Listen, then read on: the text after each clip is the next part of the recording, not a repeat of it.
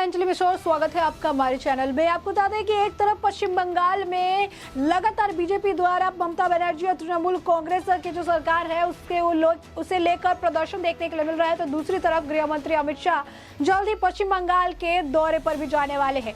क्या है पूरा मामला, क्यों कर रही है बीजेपी प्रदर्शन, आइए इसके बारे में हम जरा विस्तार से समझ लेते हैं। बता दें कि ममता बनर्जी की जीत की पहली सालगिरह को भारतीय जनता पार्टी की बंगाल इकाई ने ममता बनर्जी की सरकार के खिलाफ आंदोलन ही तेज कर दिया है।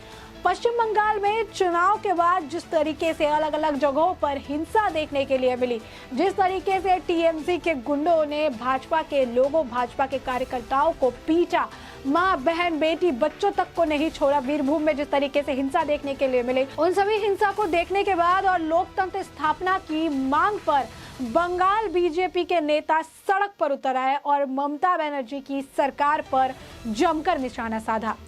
महाजुलूस में बीजेपी के राष्ट्रीय उपाध्यक्ष दिलीप घोष, बंगाल बीजेपी के अध्यक्ष सुकांत मजूमदार, विधानसभा के नेता प्रतिपक्ष शुभेंदु अधिकारी समेत भारी संख्या में बीजेपी के समर्थक उपस्थित थे।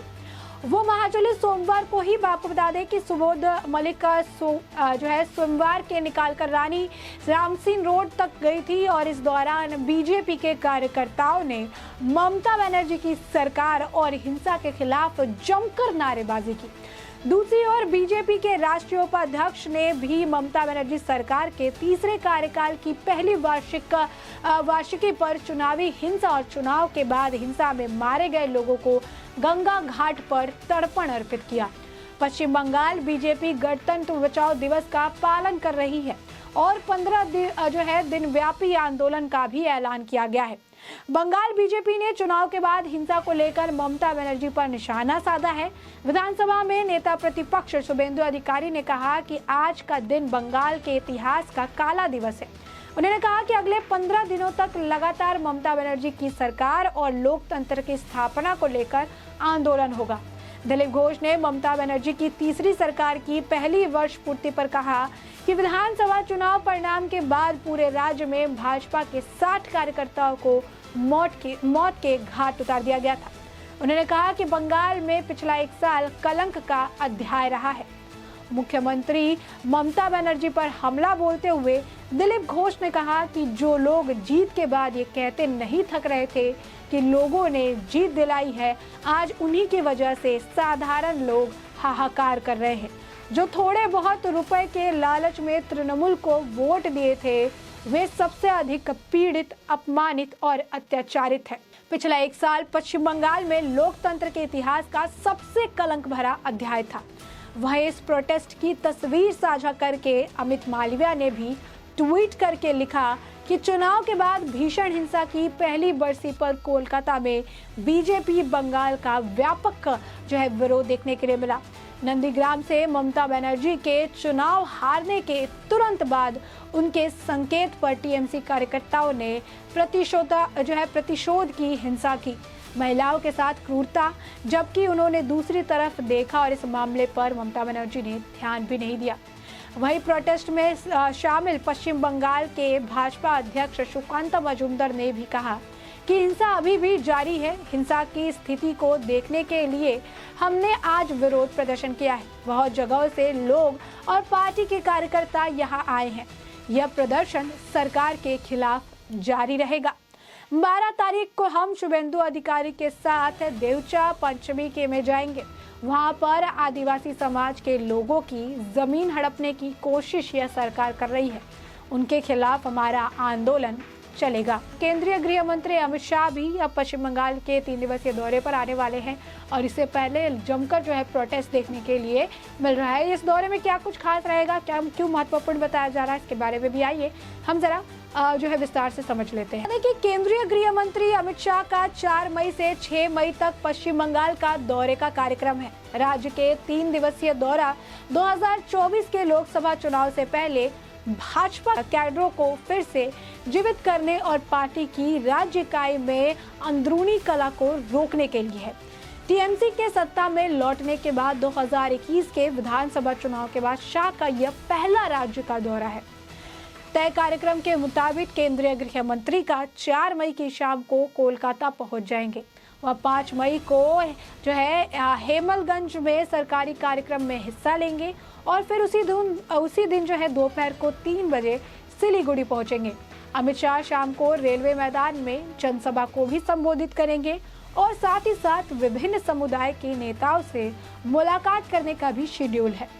6 मई को मंत्री 3 बीघा के एक सरकारी कार्यक्रम में शामिल होंगे और दोपहर में कोलकाता में पार्टी के निर्वाचित प्रतिनिधियों और पदाधिकारियों के साथ बैठक करेंगे। बाद में वह जो है विक्टोरिया मेमोरियल में सांस्कृतिक मंत्रालय के कार्यक्रम में भी शामिल होने वाले हैं। इसके बाद वो आरएसएस कार्यालय का भी दौरा करने वाले हैं। तो साफ तौर पर आप देख सकते हैं कि एक तरफ जो है गृह मंत्री अमित शाह का जो दौरा है, इसे लेकर लगातार जो है इस तरीके से ये बातें निकल कर सामने आ रही है। 3 दिवसीय इनका दौरा है और कई सारे इनके काम हैं जो शेड्यूल किए हुए हैं। तो वहीं दूसरी तरफ इनके जाने से पहले ही जो है इनके बंगाल दौरा करने से पहले ही लगातार जो है पश्चिम बंगाल में प्रदर्शन देखने के लिए मिल रहा है। वो प्रदर्शन भी भाजपा की तरफ से देखने के लिए मिल रहा है। तीसरी बार मुख्यमंत्री बनी बंगाल की ममता बनर्जी, आज इसका जो है सालगिरह था, बट इस सालगिरह को भी जो प्रदर्शन है, प्रदर्शन के जरिए प्रोटेस्ट को किया गया और तृणमूल कांग्रेस द्वारा जिस तरीके से हिंसा देखने के लिए मिली, उस हिंसा का विरोध जताया गया और बताया गया कि किस तरीके से जिसे लोगों की जीत बताई जा रही है, उस जीत को हासिल करने के लिए लोगों की लाशें बिछा दी गई थी और इस जीत के मिलने के बाद ही जो है खून की होली पश्चिम बंगाल में खेली गई थी।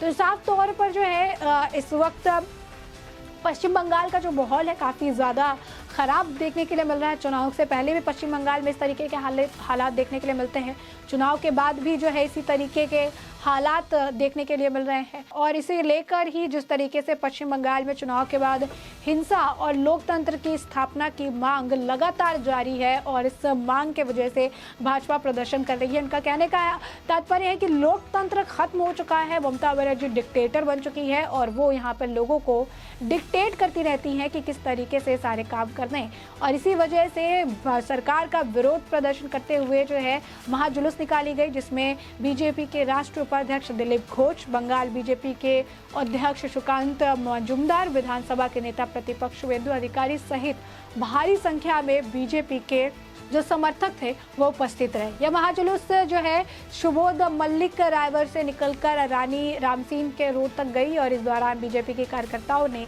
ममता बनर्जी की सरकार और हिंसा के खिलाफ जमकर नारेबाजी की। दूसरी ओर बीजेपी के जो राष्ट्रीय उपाध्यक्ष है, उन्होंने भी ममता बनर्जी सरकार को जो है तीसरे कार्यकाल की पहली वार्षिक पर चुनावी हिंसा और चुनाव के बाद हिंसा में मारे गए लोगों को लेकर गंगा घाट पर तर्पण अर्पित किया। पश्चिम बंगाल बीजेपी गणतंत्र बचाओ दिवस का पालन कर रही है और 15 दिन व्यापी आंदोलन का भी उन्होंने ऐलान कर दिया है। बंगाल बीजेपी के चुनाव के बाद हिंसा को लेकर ममता बनर्जी पर निशाना साधा।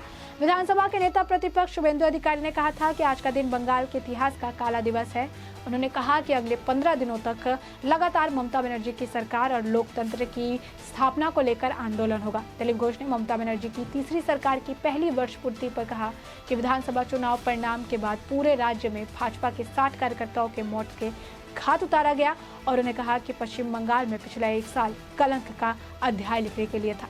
तो दूसरी तरफ गृह मंत्री अमित शाह भी पश्चिम बंगाल के दौरे पर आने वाले हैं। तो ऐसे में हमने आपको ये पूरा मामला विस्तार से बताया है कि क्यों पश्चिम बंगाल में विरोध प्रदर्शन हो रहा है और भाजपा ये विरोध प्रदर्शन करने के पीछे क्या कारण है। वहीं गृह मंत्री अमित शाह जो है वो आने वाले हैं पश्चिम बंगाल का दौरा करने के लिए। 3 दिवसीय दौरे के दौरान क्या कुछ शेड्यूल है उसके बारे में भी हमने आपको जानकारी दी। तो आपने ये पूरा मामला विस्तार से समझ लिया है। इस पूरे मामले पर आपकी भी जो प्रतिक्रिया हो हमें कमेंट सेक्शन में कमेंट करके ज़रूर दें।